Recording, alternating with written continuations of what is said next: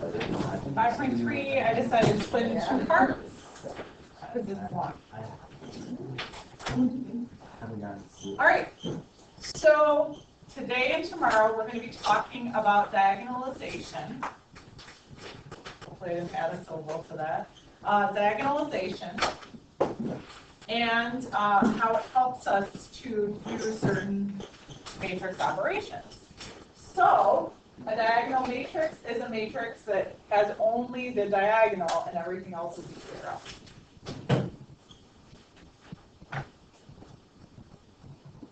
And we have an example of a diagonal matrix here in matrix B. And I just want to demonstrate to you one cool property of diagonal matrices. If you square a diagonal matrix like this one,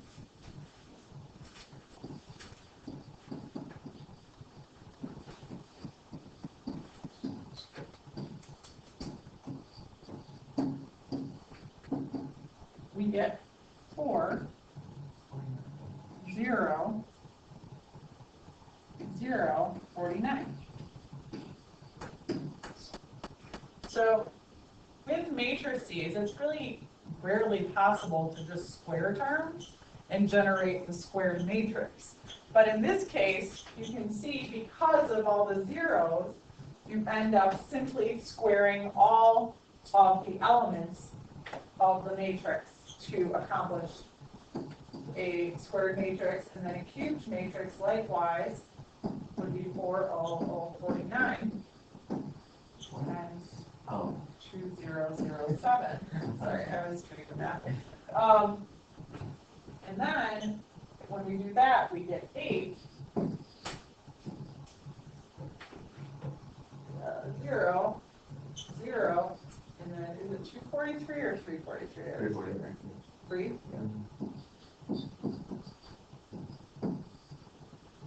So what we can summarize then is that b to the k power is going to be 2 to the k 0, 0, 7 to the k. And that property will then extend to all purely diagonal matrices.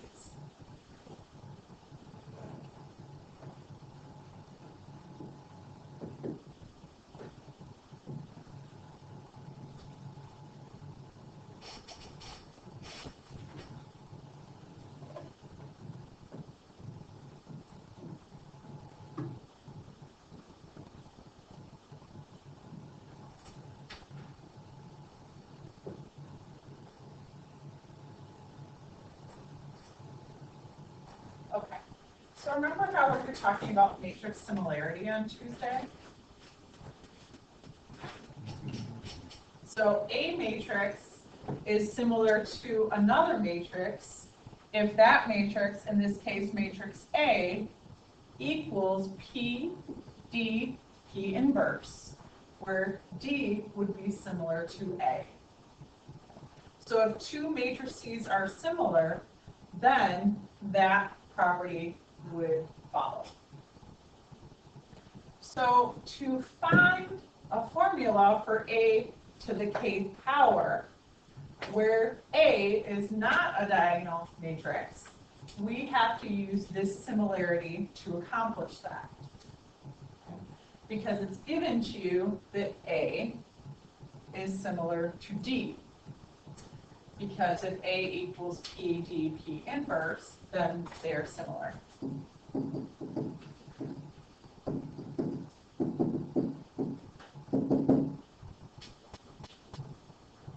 So to find a formula for a to the k power, we have to utilize this similarity with a diagonal matrix. So I'm going to show you how to accomplish that. The first thing we're going to do is find P inverse.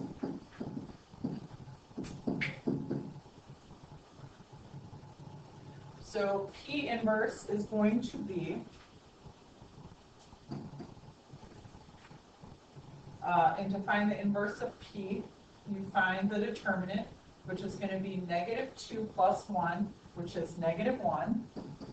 So it's 1 over the determinant times flipping along the mean matrix diagonal and then negatizing it along the secondary diagonal. So we get P inverse to be 2, 1, negative 1, negative 1.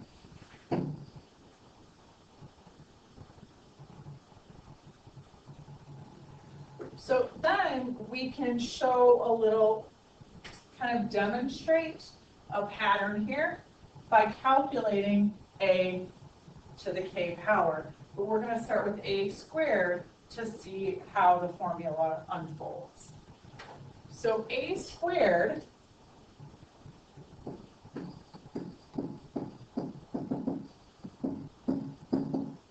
so we're going to consider a squared. A squared is equivalent to P d P inverse times P d P inverse, because we can rewrite A as P d P inverse. Well, we know because of properties of inverses and I, which is the identity, that P times P inverse is I. So A squared is P d squared P inverse, because P inverse times P is I, D times I is D, and D times D is D squared. Likewise, we can extrapolate that out to A to the K. You can just continue to do that to generate the pattern. So A to the K is P D to the K P inverse.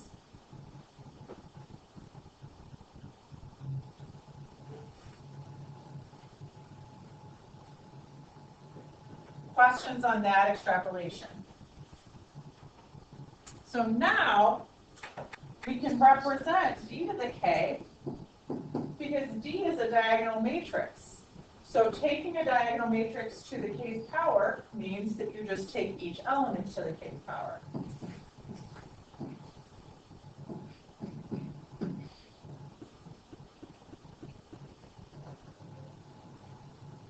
So this might be step 3. Consider D to the K. This was our extrapolate.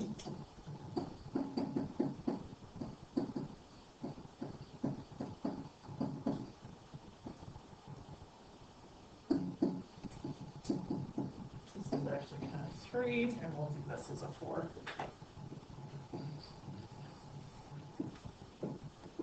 And then we can write a formula now for A to the K. Let's just make this a little smaller so we can see everything.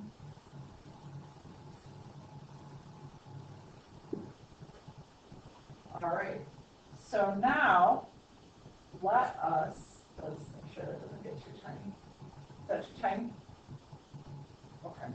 So lastly, let us do the formula for A to the K now.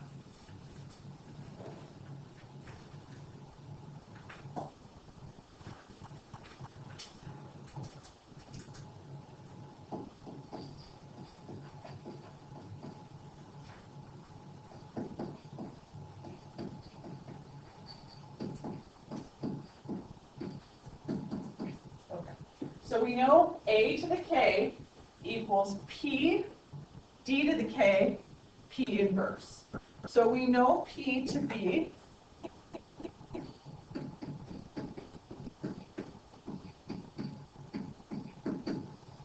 because that was our extrapolation. So we know P to be 1, 1, negative 1, negative 2. We know D to the K to equal 2 to the K, 0, 0, 7 to the K. And then P inverse, I'm not going to have any room for it. Here, go back down here. P inverse. So now we're going to create our formula for A to the K. Let me go back to this. Sorry, I keep switching. Just trying to think of a way to maximize my space.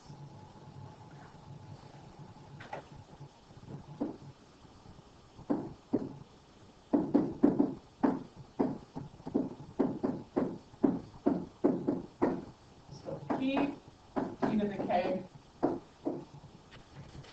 P inverse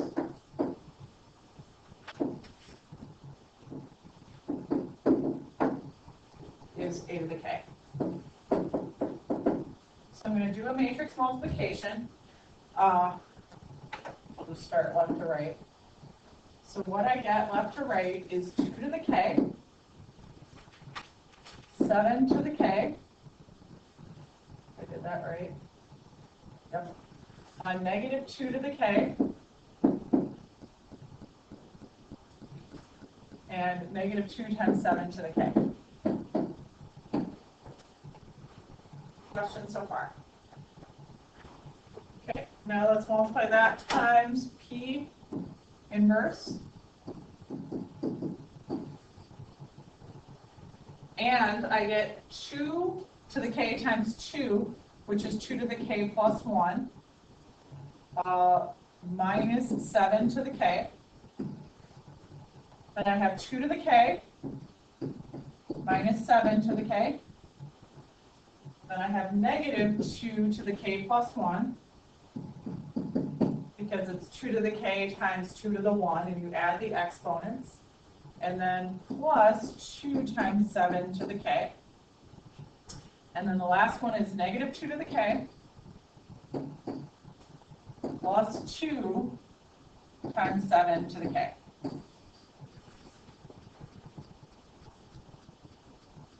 So this is a formula for A to the k. So what that means is that you can multiply matrices in different powers much more quickly than you would be able to normally.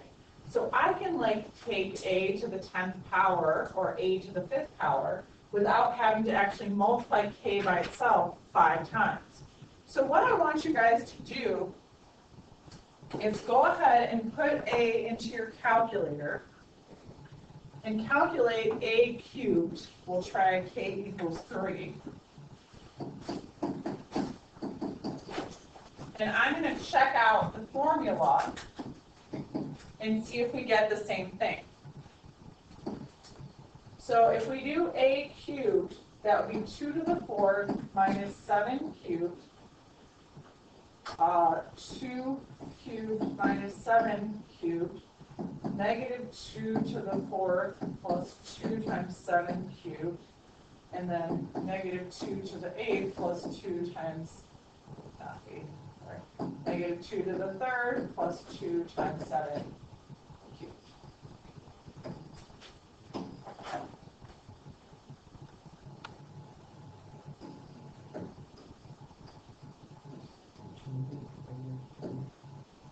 Okay. Okay.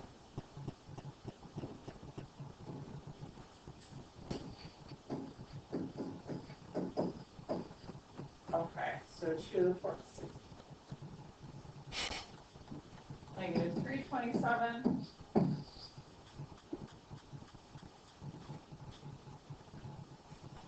Negative 335.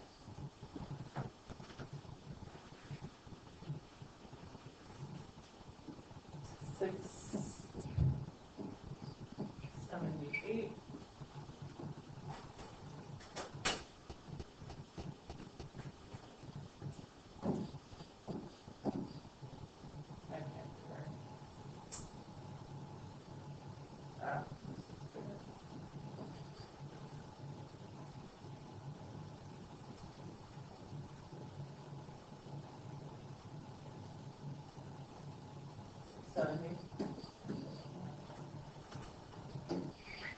Did anyone take it to the 3rd power in their question?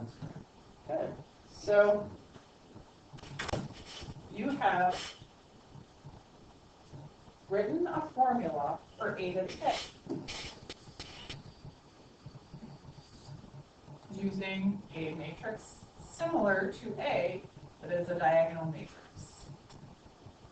By generalizing the formula, that is A to the k is P times D to the k times P inverse.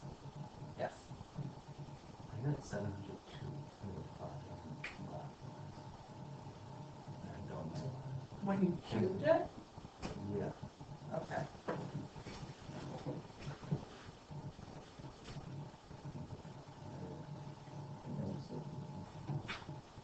Wait, can you do a negative to the fourth? Oh, I just do it.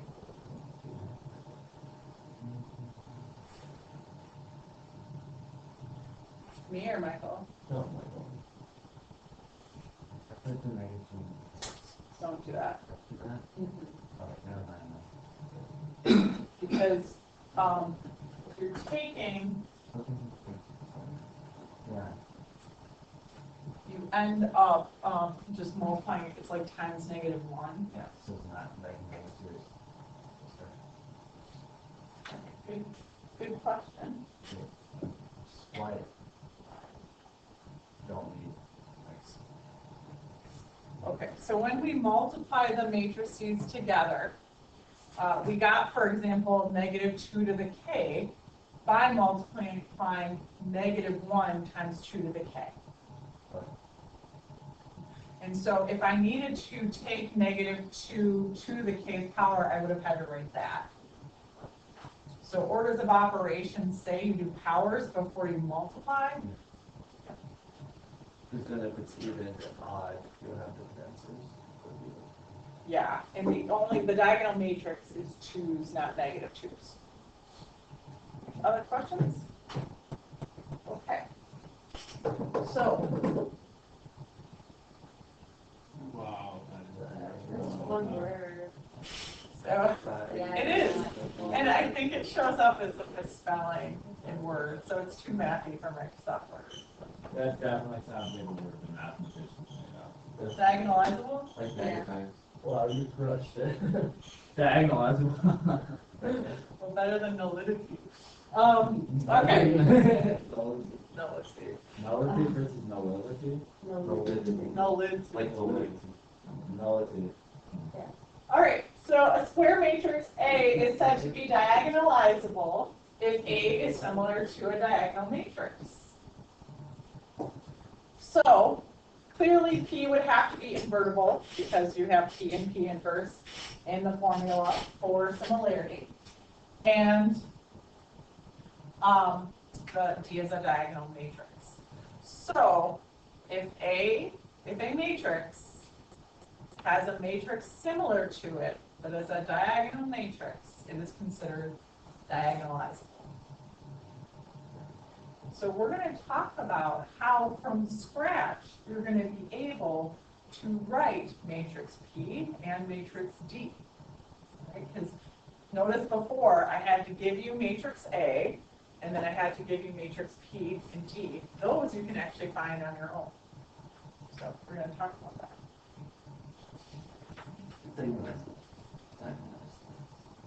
It's kind of a process, though. So let's get started. In a little bit.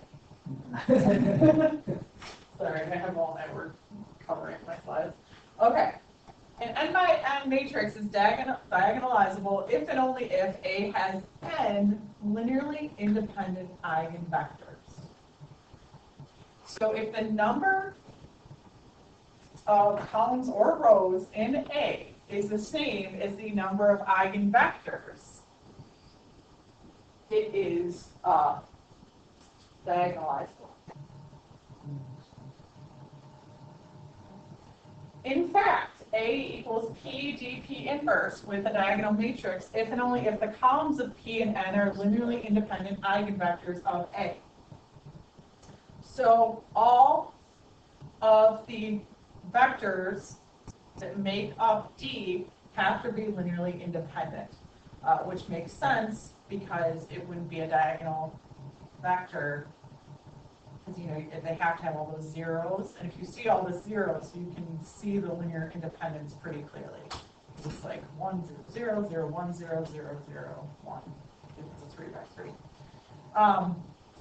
Now the eigenvalues of A correspond with the eigenvectors in P. That is the key to finding P and finding D.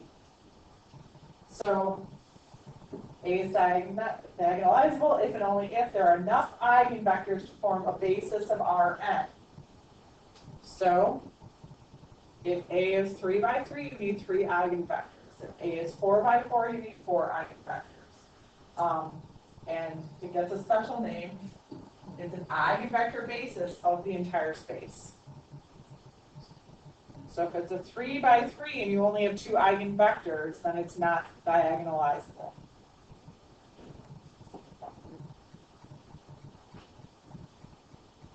Yes? Can you have the diagonal matrix of zeros when it's diagonal? Or will that not count as diagonal? It's not a diagonal matrix.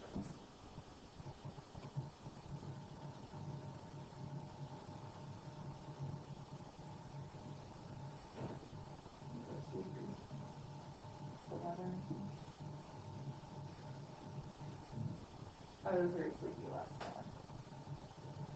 So I have to wake up.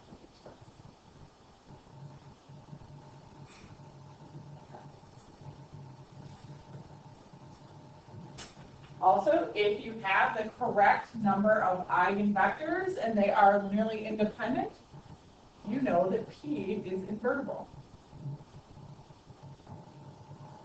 Another little aspect to the invertible matrix theorem.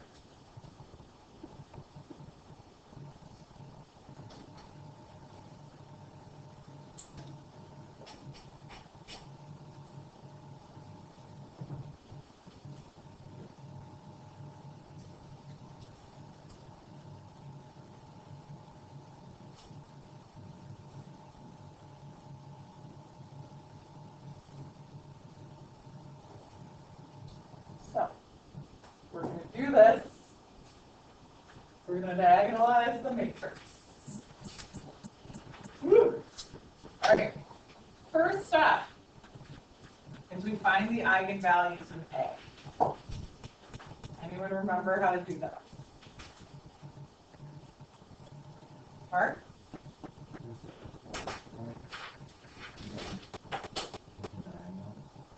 Does putting it into echelon form? No, you don't want to do that. Just kidding. I lied.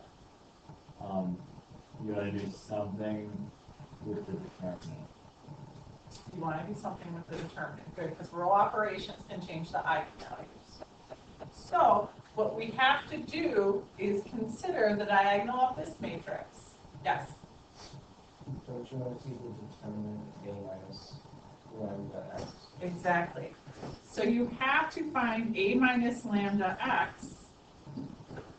Well, we don't even need this. This must have a determinant of 0.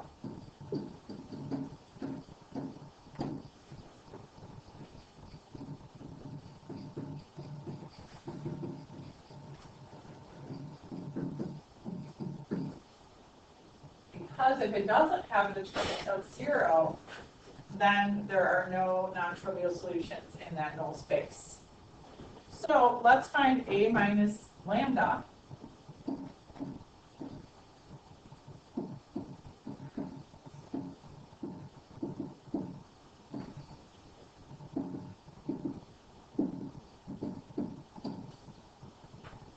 can show lambda, you don't need lambda Oh yeah, sorry.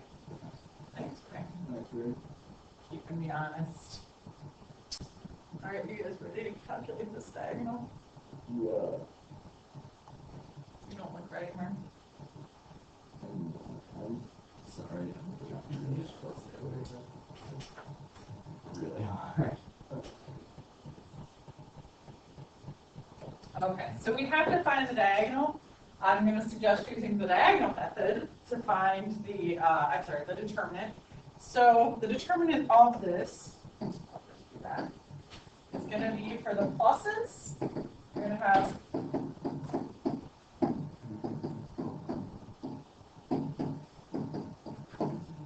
so that's the main diagonal. The next is going to be 32, negative 64, negative 64. Okay, those are the main diagonal. The other diagonal Going the other way, it's going to be negative 32 times 5 minus lambda plus negative 16 times 7 minus lambda. And then, oh, I've lost my way here. 8, I'll just do negative 8 times 5 plus lambda. I just took out that negative. Why is I factored out a negative. Oh, okay.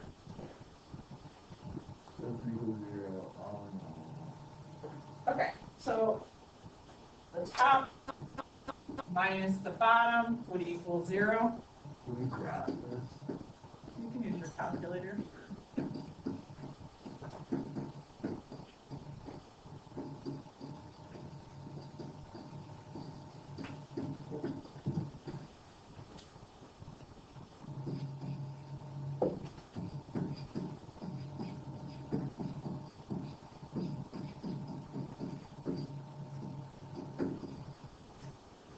All right, so that we're going to solve. You can use polysignal on your calculator if you don't feel like doing it. I did it by hand and I used the rational root theorem. And that Oh was, my god. That sounds horrible. so I multiplied this out and combined all like terms, and I divided by -1 just so my lead term would be negative.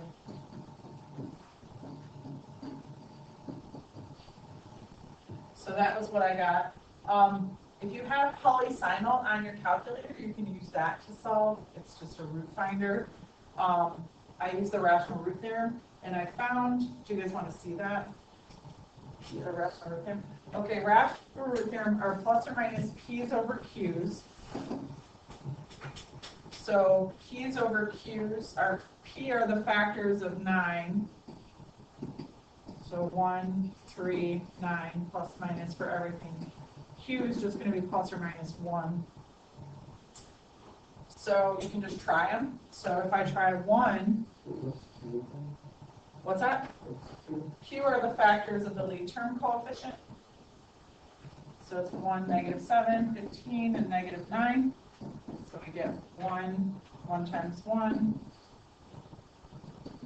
Hey, it worked. Yeah, so that is our root one. So one of our eigenvectors is 1. And then now we have a quadratic function remaining. So, or you can factor it.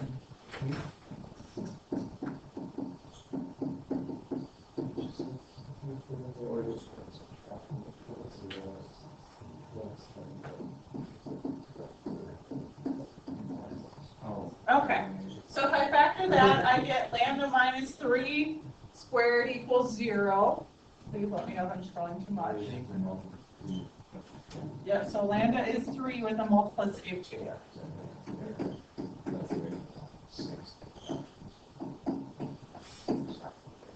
All right, so we found the eigenvalues to be 1, 3, and 3. And if you want me to show you how to use and get polysignal on your calculator, it will just solve these. You don't have to do it. Or you can graph them and see the intersects too. Okay, questions? So that's step 1. Step 2, find the 3 linearly independent eigenvectors for each eigenvalue. So lambda equals 1 is going to be one of the eigenvalues, and I have to find the corresponding eigenvector. So what that means is A minus 1I would equal 0 times x. Sorry, I'm forgetting my x. So if 1 is an eigenvalue, that means A minus 1I with times x would equal 0. So what I have to do is solve for x so I can find the corresponding eigenvector. So A minus 1 alpha is going to be 6, 4, 16, 0, because I had a 7, 2, 4, 8, 0, and then -2, -3, -5, 0. Then I did some row reductions, and again, this does have to be a non-trivial solution, or else something is wrong.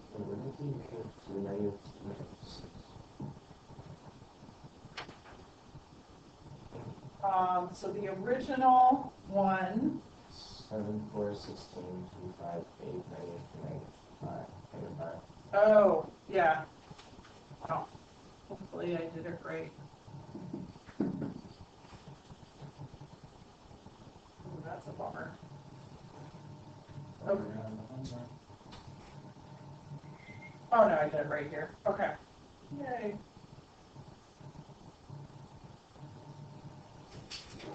All right. So what I got was that this was similar to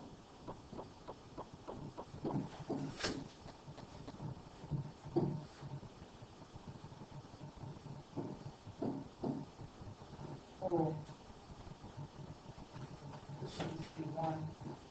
Sorry, just checking my work here. So many of those sheets of paper. Did it, and I got -2, negative. Yeah. But I got this. I got 3, 2, 8. Tell me if you get something different. 0, 1, 1, 0, 0, 0.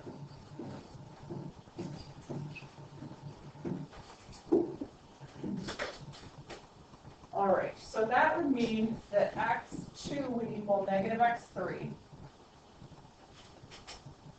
And then it would mean that 3x1 plus 2x2 minus 8x2 equals 0. Doing the substitution, oh, I should probably do x3. Sorry, let me fix that. Minus 2x3 plus 8x3 equals 0. So 3x1 would equal -6x3. So x1 equals -2x3. So x1, x2, x3 is going to be x1 is -2x3, x2 is -1x3, 0. This question is quite really hard. Do you have any homework for us? Right? Isn't this like the longest thing? So for 1, the eigenvector is 2, 1, 0. So we have to do this with each one, and then we have any diagonal after the other. That's correct. Yep. That's it. -2 ones. Oh, shoot. Yeah. Sorry. And shouldn't it be that over there? Wait, why do you flip the sign? Just because. Why? So there's less things that are negative. Okay. Okay. Yeah, because it's any scalar multiple of that vector makes the basis of the eigenspace. The vector space? Yeah, because it's a null space. Because it contains the zero vector Is that and the last the chapter? scalar multiplication. That's probably why I don't get. Yeah. Any span is. I wanted to throw out the quick. I know something. All right. Questions on finding the eigenvector given the eigenvalue.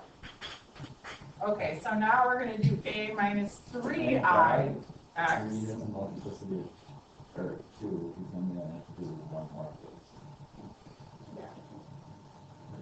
So I think it's 4, 4, 16, 2, 2, 8. No, 2, 2, yeah, 8. And then this one goes 2 down. That's sorry, -1. I just like it. I'm seeing the first one. All right, look, pay attention. Okay, so for this one, You can see that all the rows are linearly dependent upon one another. And so this is going to reduce down to 1, 1, 4. How many eigenvectors are we going to get for 3?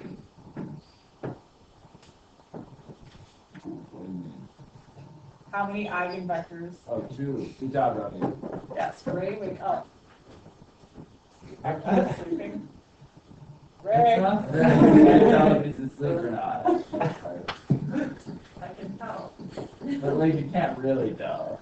As much as it was like rub your knee. Okay. Remember everyone except for Jeffrey and Michael. Stop it. All right.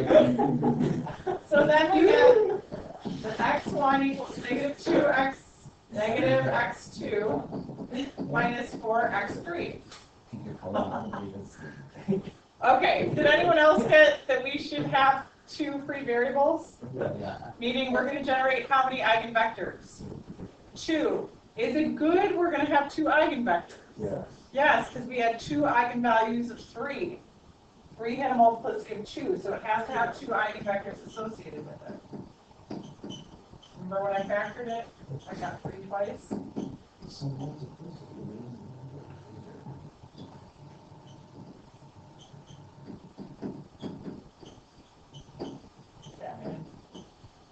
For x1, it's negative, negative. x2 is itself. x3 is itself. So those are the eigenvectors. Oh, man. Thank you. All right. Other questions on that, Mark? Okay. All right. So here are the 2 eigenvectors for x, or lambda equals 3. It is -1, 1, 0, and -4, 0, 1. We're actually almost there. No, we just have to diagonalize. Yes. So the diagonalization means we find P and we find D. So you construct P from the vectors in step 2. So P is going to be, and you want to think about which vector corresponded to which eigenvalue. So an eigenvalue of 1, we had 2, 1, -1. Eigenvalue of 3, and these can be in any order. Like the 3 words can be in any order, or they can all be.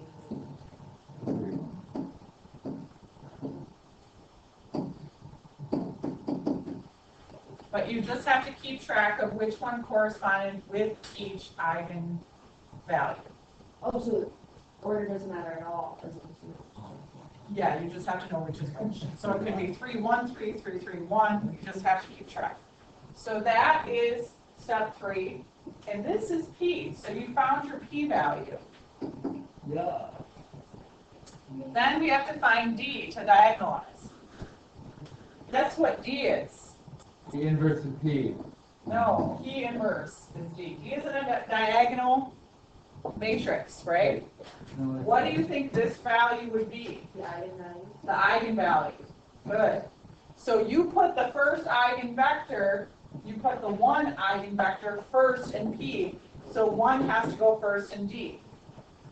This one has to be a 3, and this one has to be a 3.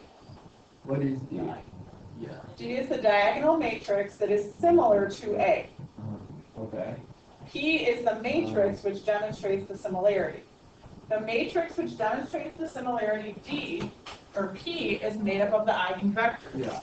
The matrix that is the diagonal matrix is made up of the eigenvalues. Okay, so now we're done. Now we are done. If we had time, you would check to make sure PD equals AP. Because that's the same as saying that A equals P, D, P inverse. So we I had, don't know that I can do this. I think I have to keep these as negative, negative, positive in this case. so we had the D from like the second we got the eigenvalues. Yes, which did take a while. But it was the eigenvectors that we needed for For the P. So we actually were really good. Okay, that's all.